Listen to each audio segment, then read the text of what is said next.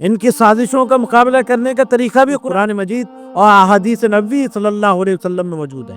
اس کو آپ پڑھیں گے، اس کا علم حاصل کریں گے تو یہودیوں سے مقابلہ کرنا اور مشرکین سے مقابلہ کرنا بہت آسان ہو جائے گا۔ اور دعوت سے لے کر جہاد تک وہ پورا پروسیس ہے جو قرآن مجید نے بیان کیا ہے، جو ان کا مقابلہ کرنے کے لیے متعین کیا گیا ہے۔ دعوت اس معنی میں نہیں کہ آپ کچھ انفارمیشن دیتے ہوں، دعوت اس معنی میں نہیں کہ کچھ غلط فہمیاں دور کی جاتی ہوں، دعوت اس معنی میں نہیں کہ ہمارے اسٹیج پہ کسی غیر مسلم ودوان کو لا کر اسلام کی خوبیاں بیان کی جاتی ہوں۔ یہ دعوت کا وہ طریقہ نہیں ہے جو نبوی طریقہ ہے۔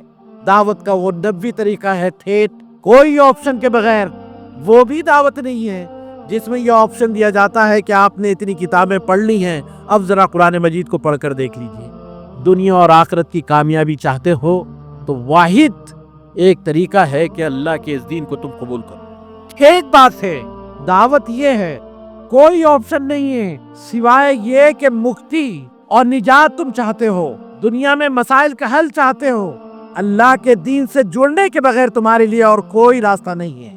ایک دعوت جہاد اپنے نفس سے لے کر، جہاد اللہ کی اس کتاب کو لے کر، اور جہاد اپنے مالوں کو لے کر، یہاں تک کہ اپنے جانوں کے نذرانے بھی اس دین کے لیے قربان کر دینا، وہ تمام مفہومات میں وہ جہاد ہے جو دعوت سے لے کر جہاد تک کے فاصلے کو طے کرتا ہے۔